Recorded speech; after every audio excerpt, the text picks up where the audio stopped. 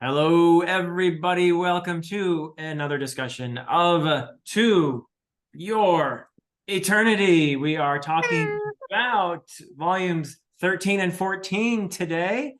And so we are starting what's this arc called? The modern arc or something like Modern era, maybe? modern era arc, whatever. Anyway, we It are is on something. volumes 13 and 14, and we have thoughts starting with my very special guest, Merphy. Uh, Merphy, how are you today? I'm doing great. How are you, Philip? That's good to hear. I'm doing pretty well. Good. You always put a smile on my face. So That's so nice. yes, I'm happy to be here. I don't know if we're going to be smiling all the way through this discussion though, but I want to get your general thoughts on Okay. the start of we're going to call it, now it's called the modern era arc. That's what we're calling it. So what are your general thoughts on what you discovered in volumes 13 and 14? Yeah. Okay, general thoughts. Modern era. I like the idea of bringing this story into a modern era. I like the seeing the technology and seeing how the world has shaped and evolved. I like seeing more of a utopic sort of society and then seeing how the darkness is eeped back in and how it looks different this time. Especially, I enjoy seeing how the man in black has evolved in these two volumes, and still I know nothing, Yeah. but it's different, it's changing, and he's essentially surrendered the cause that he began all this for, which is very interesting. So a Yeah. lot of interesting ideas happening, and the fact that we still have Hayese's descendants continuing to follow and, hunt Fushi in their own way Yeah. is fascinating. Lots of little things that we can talk about in that regard. I will say, while I was so excited when we saw that the knockers are back and they're so involved in people's lives that it's impossible to detect them. They're so little and they're taking over people's corpses and reanimating them without Fushi and all these things. It's so cool. But then we're like, let's have Fushi learn about love. Let's have him figure out love. Let's do some romancy things. I'm Ah, just like, well, I feel like we're focusing on the wrong things. There's so many interesting ideas happening, and we keep just kind of looking at the wrong stuff, at least for me. yeah, I am not the target audience for a middle school love triangle. Oh my gosh, I think it's more than a love triangle. I think it's like a square at this point. Or a love pentagon or whatever this Something. is. There's a lot of love happening. But yeah, I love the way you put it because there are ideas in here that are really cool. And I was thinking exactly what you said. I'm interested in what the beholder is up to. I'm interested in the big picture stuff. I even loved the opening where we get this sense of Fushi having been, like he's like a tree, and his roots have spread out everywhere. And when we finally see him, he's this like, he looks a little like a knocker too, actually. He's all covered with foliage and roots and stuff. And yeah, here he is waking up and he looks like an old man almost there. And It's that's so cool. cool. I loved that stuff. And I thought, oh, Yep. I'm gonna love this arc. I'm gonna love this arc. And then we got to middle school and it was like, Everybody has to go to school now. yeah, yeah. And we brought back everybody from their past lives.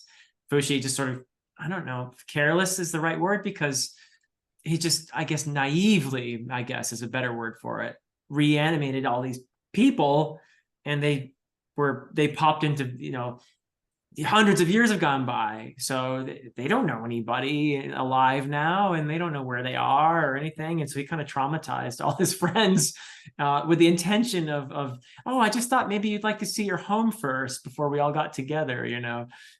So yeah, there are elements of this, the ideas. Like you said, I like the idea that the knockers have evolved during these hundreds of years, while Fushi was essentially in a I guess a sleep, a long sleep, where he was not. I mean, he did hunt them down, but they responded obviously to Hmm. his extinguishing them, and they just went deeper, deeper, deeper, or smaller, smaller, smaller, so that he couldn't Yeah. find them, he couldn't Yeah. detect them. Yeah. So they didn't just, surrender. They've evolved. Unlike the beholder. Unlike the beholder, who says, "Yeah, they won, so I'm just going to become a little boy, and a creepy little boy." What? Yeah, who's gonna forget? I'm gonna forget I was the beholder. And like, what did he say? Like, he, almost looks at his watch, and yeah, in like 10 years, I'm gonna forget that I was ever even this.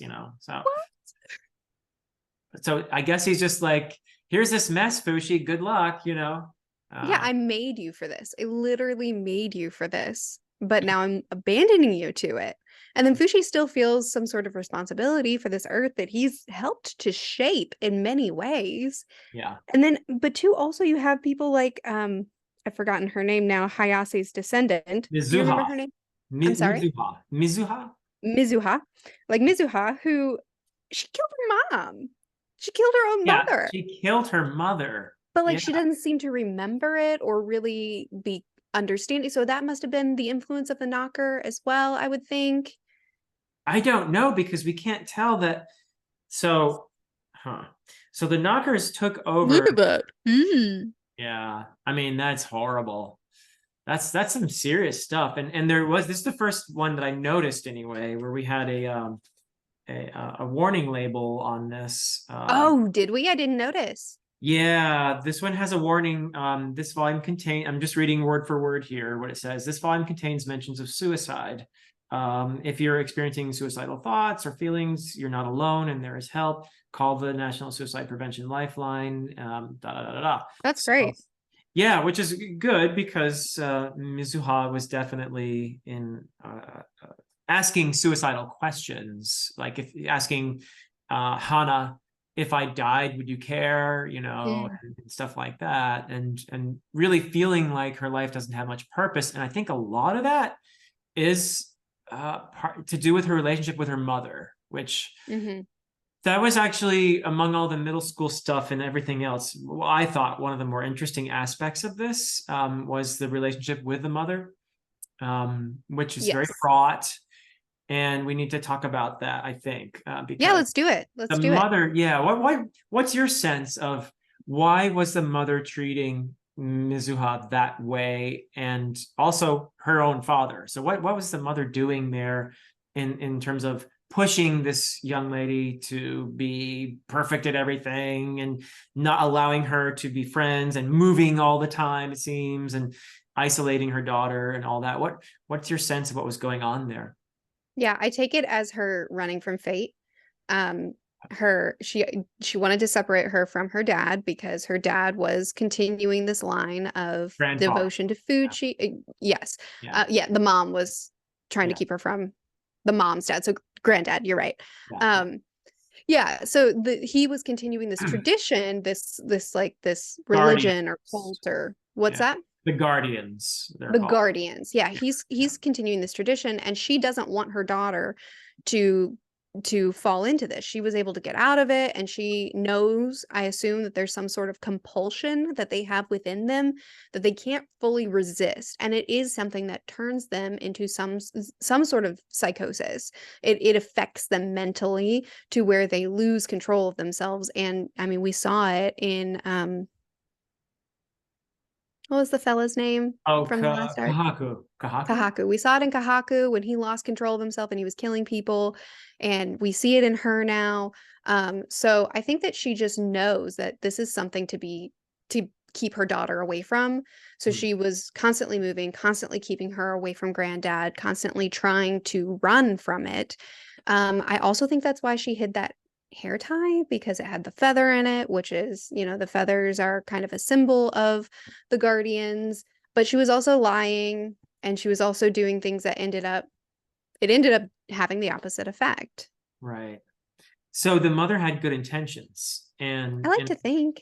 and in a way was right to try to shield her daughter from this legacy of Maybe an open conversation might have been the better choice, hindsight, yeah, because what probably. she did didn't work out so well. But I don't know. What did you think of it? I think I agree with everything that you said. And which it's weird because on the surface level, it looks like the mother is a psycho, that she's a control freak, and that she is um, trying to push her daughter into a place of perfection, which is damaging her severely. And that she's mean to her own father, because she's basically pushed him out of their lives and doesn't want her daughter to have anything to do with him. But when you dig down a little bit and you think, oh wait, what is she protecting her from? It turns out maybe the mother was right. And so it's tragic that that she killed her mother, and she's gone. I mean, that thing that is posing as her mother is A knocker. a knocker, or We're starting knocker fan clubs, so why not? yeah. Oh no.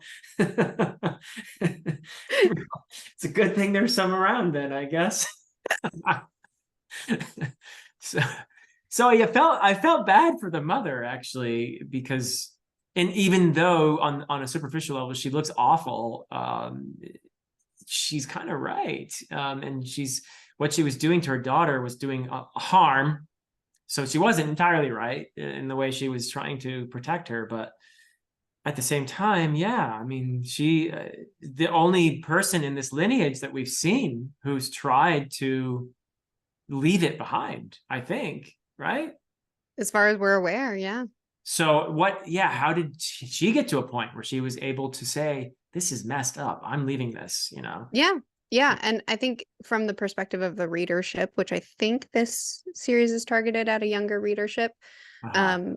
it how often you can view this as a kid, your memories as a kid, or you can view this as a parent.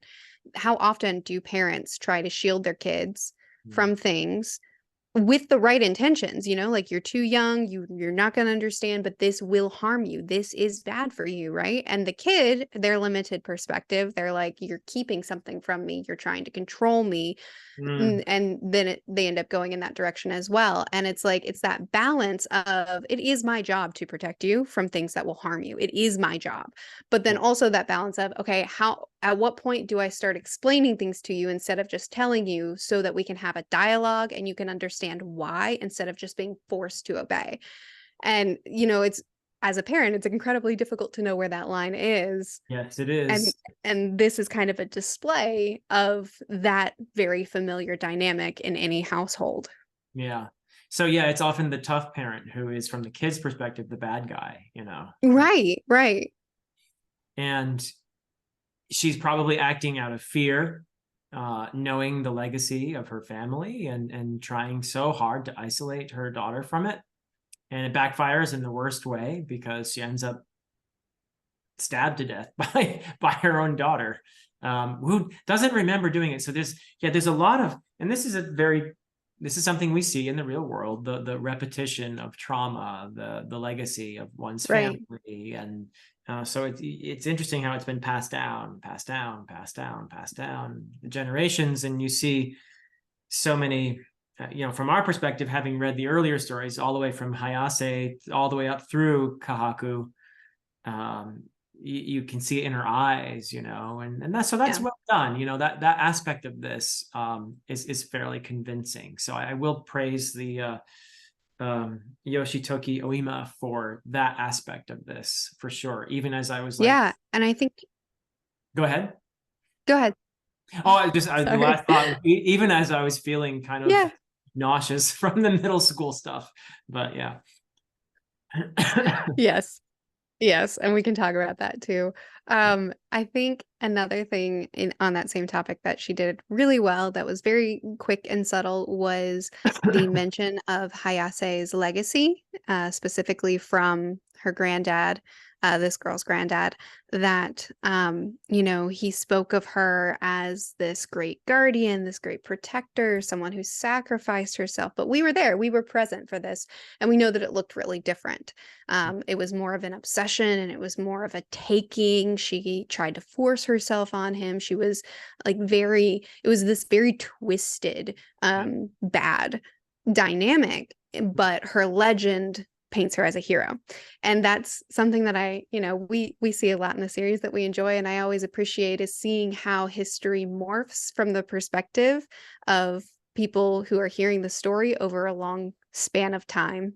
Right. But even Fushi, and I'm curious what you thought about this when Fushi Yeah. recounted Hayase and he lied, like straight up lied. How did you feel about the way he handled that?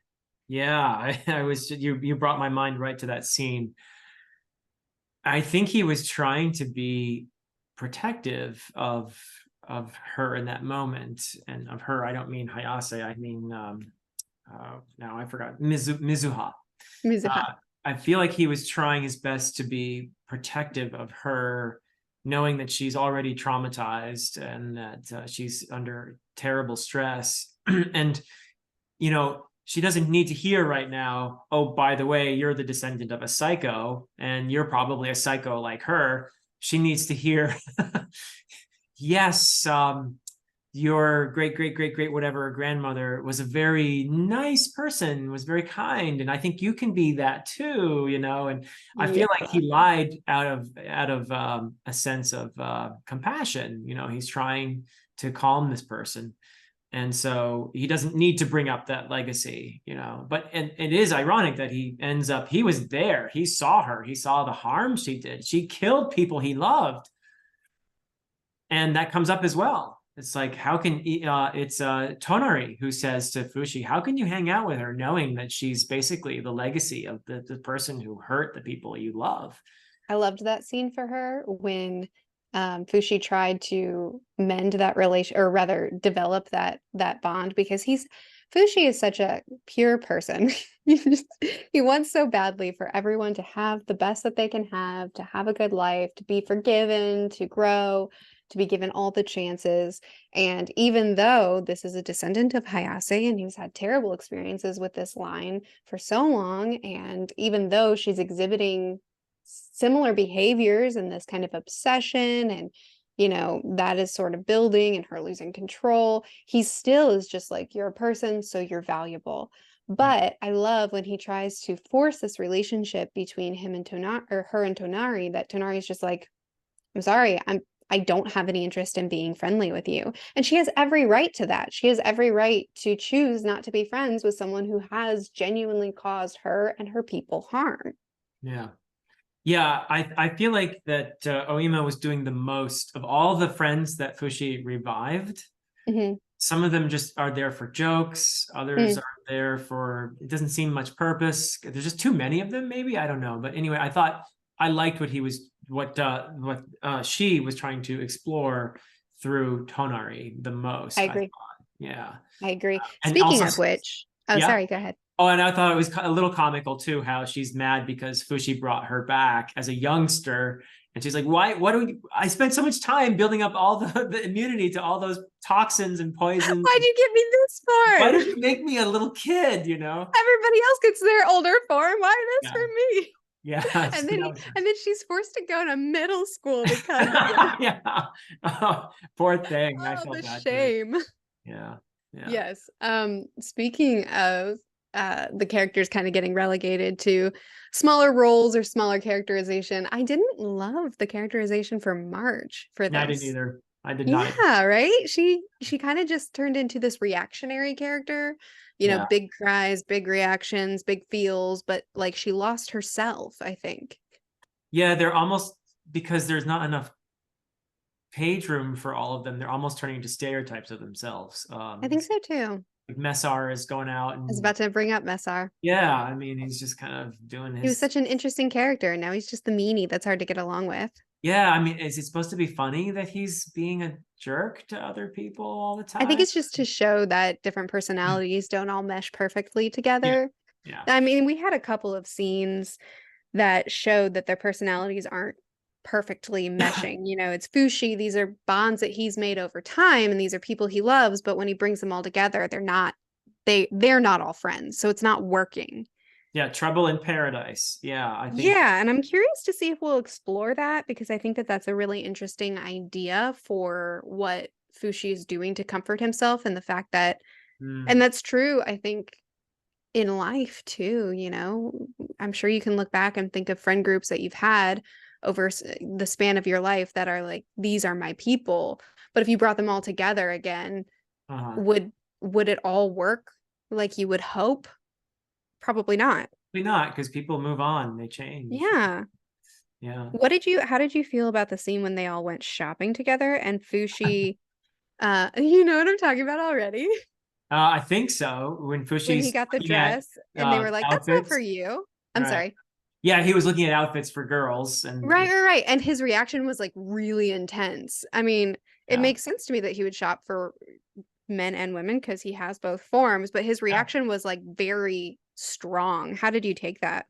I actually thought it was because he didn't want them to find out that he was buying the dresses for Mizuha. So he was afraid of getting caught, and Oh, I think that's why he had that reaction. that makes sense, Philip. Thanks. That's such an obvious and easy answer. It But was like, what is the deeper meaning of his character for this? but you know what? It took me about 10 seconds of thinking about it to realize, oh, that's why he's jacking. Because I was like, wait, Right. It took you why 10 is he? seconds. It took me 5 days. Well, I have to admit, you help me all the time too. So that's a pretty, yeah, fairly small catch, I think. But yeah, that's how I took it anyway. In that moment, he was like, I can't let them know that I'm doing this because I'm supposed to keep this secret, right? Yeah. So I think that's what it was about. No, that makes sense. What about Bond?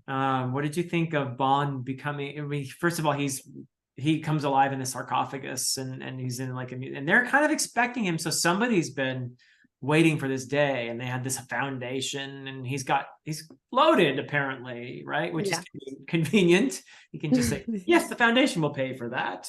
It's almost like a joke line at this point. Right. Yeah, Yeah. I think he's clearly the planner of the group. I mean, he's the one that got everybody their green cards and he got them signed up for school and work and all this kind of stuff. So he's clearly the band manager at this point. So I'm sure that when he was living his life, he was living with the expectation of, I'm coming back, so I'm going to prepare for it. So he Mhm. probably built up his wealth and he probably told people, hey, stand guard for the sarcophagus because I will come out. I don't know when. So it seems like he's aligned his life for this moment. Interesting. Yeah. Yeah, and he also is the one that perceives the ghost or whatever of Mizuha's mother.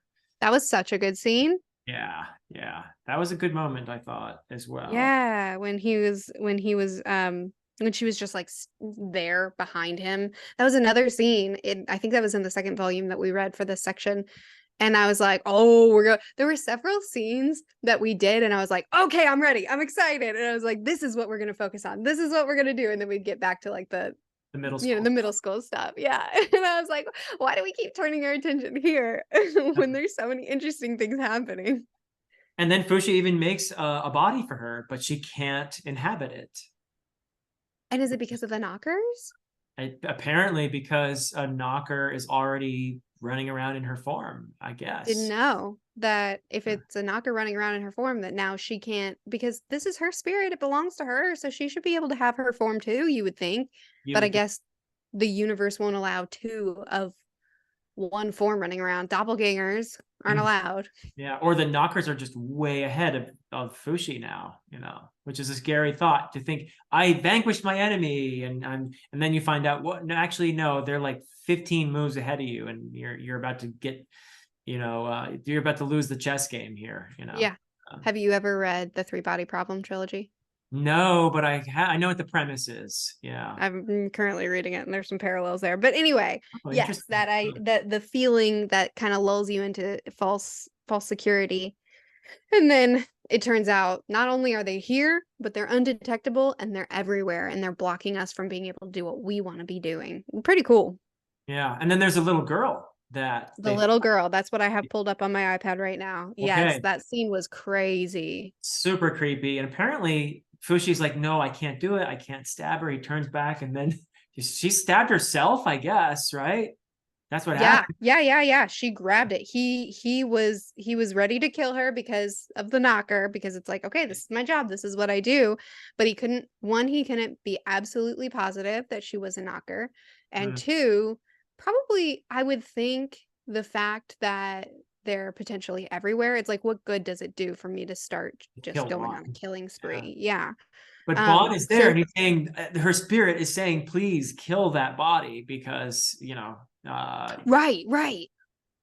Right. Yes, yes, that's a great point. So by doing this, he is giving her spirit that relief. But again, if it's so infiltrated into society, then yeah.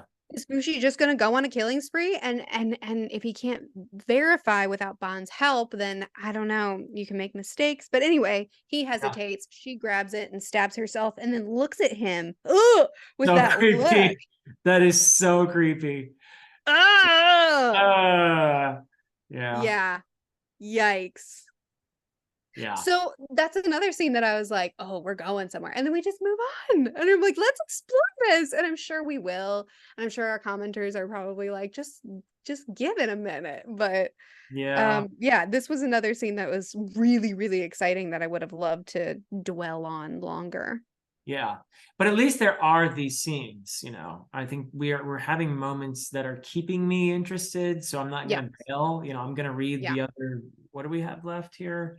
That are published. It's up to 18 now, volumes published. So 14. So we're 4 more. Yeah, we got 4 more that are actually out right now. So I'm gonna finish Oh, and yeah, see yeah, of course. what happens with all this. But I really wouldn't mind if the story moves all away from the whole middle school thing. So, I mean, is there anything from that you feel is worth talking about, though? The No, dynamics going on honestly. there? She's in love with him. He tells her, please don't make a move on me. She's Yeah. sad. She The goes other to the girls boy are that likes jealous. her. The other girls are all Yeah, jealous. Yeah. right. I think she might be in love with her as I well. think so. I And think so so. is the boy that Fushi doesn't really pay any attention to that he's living with. Yeah, he's kind of obnoxious, but I sort of Yeah. like Yuki Aoki. I think I like. probably a lot of people are in love with her.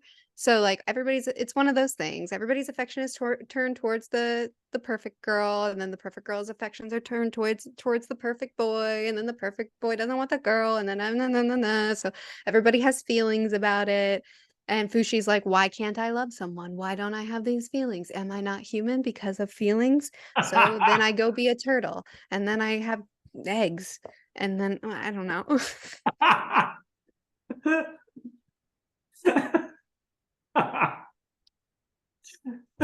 So I'll just go be a turtle and lay some eggs.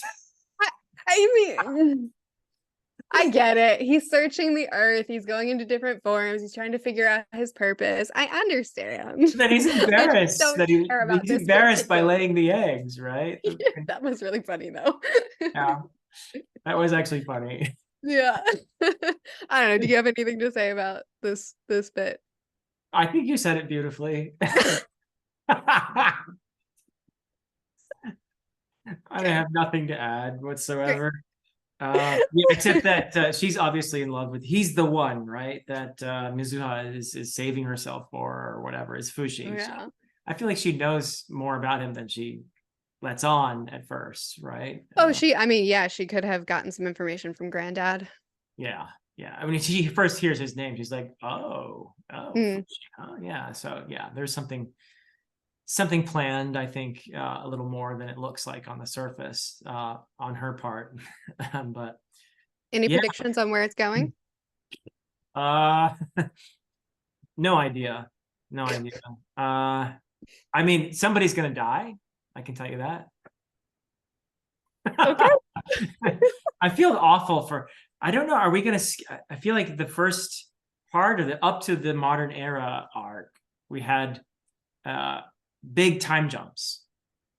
And now I'm wondering, are we not going to have that? I think we're probably not going to. So this is a bold prediction.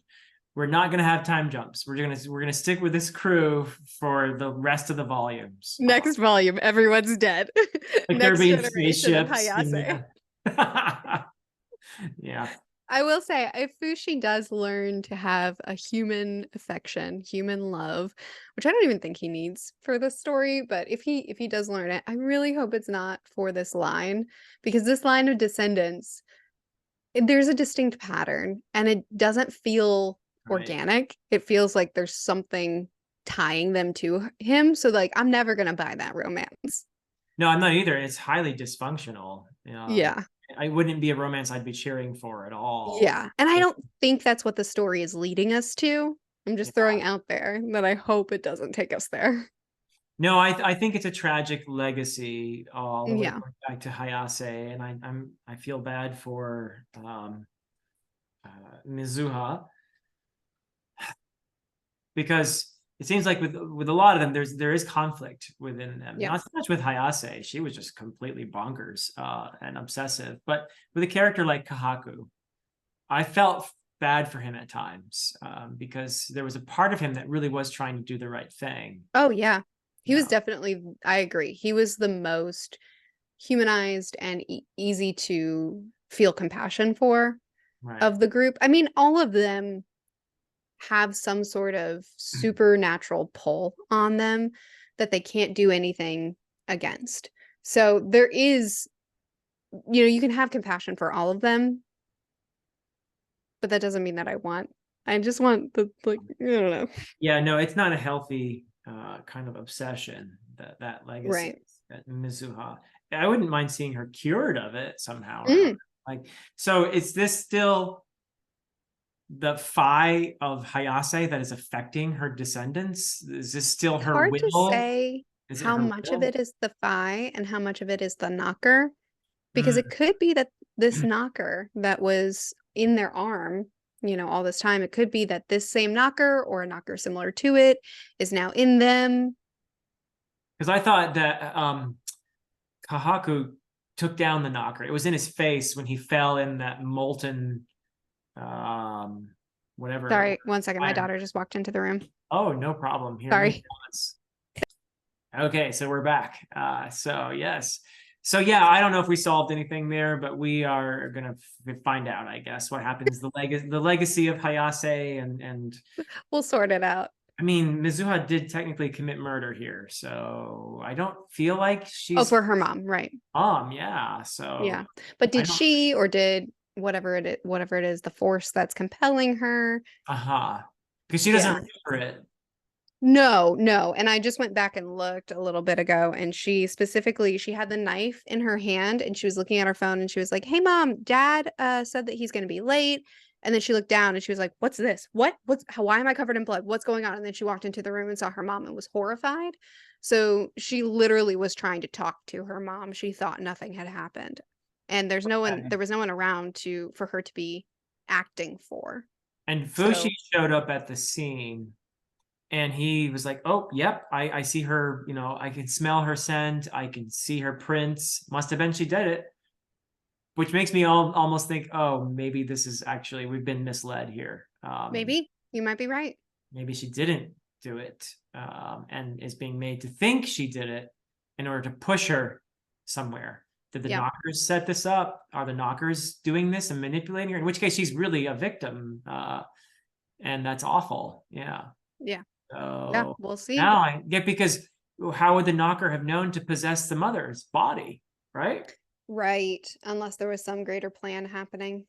Yeah, so the knockers are really organized now. Mm, They don't yeah, even. I mean, this might just be a lull as we're setting a bunch of stuff up. Might pick up again. We also can just recognize that we're not the target audience for this, so we'll get out of it what we get out of it. We'll have a good discussion, and maybe it won't be a new favorite, but Yeah, it's at least interesting to talk about. I agree. I agree. So, well, thank you, Murphy. I actually feel a little better. You talking to you has this effect for me usually. Me too. I feel a little better I do the same thing. about it. So thank you for that. I do And the same thing off camera before we hit record. I said, "All right, let's bash this manga," because I was pretty negative on it. But because we focused on the positive, it's like, yeah, there was a lot of good here. It's just there that the was. overall focus isn't what we're looking for. I agree. Yeah, that's well put. So, well, hopefully our listeners will agree as well. And I'm sure they'll have some great comments for us too. And thank you guys for watching and for your wonderful comments as always. And next time we will be on Murphy's second channel, once again, talking about the next two volumes. So that would be 15 We and won't 16. be. Oh, we won't be. That's right. We're going to be We're not going to be on Murphy's second channel. We're going to be back here again, I guess, right? Is that the Yeah, deal? and we can do Okay. bi-weekly or And we're however you we're want to do it. probably gonna go 2 weeks. Yeah. So yeah, thank you for reminding me about that. I was just I'll on have a the automatic. community tab to remind people too and direct people in the right direction. Yeah. Okay. So what we're doing from now on, guys, we're gonna do bi-weekly, and the next discussion will be back here for on my channel, doing volumes 15 and 16. And we're gonna finish up that way. We're probably gonna continue doing that in the future. And we might have a series ending discussion as well, which we will have a special guest for, we hope, but we will confirm that later on. So Yes. there it is. All right. So we'll see you in a couple weeks. And thanks so much for watching. Bye-bye, everybody.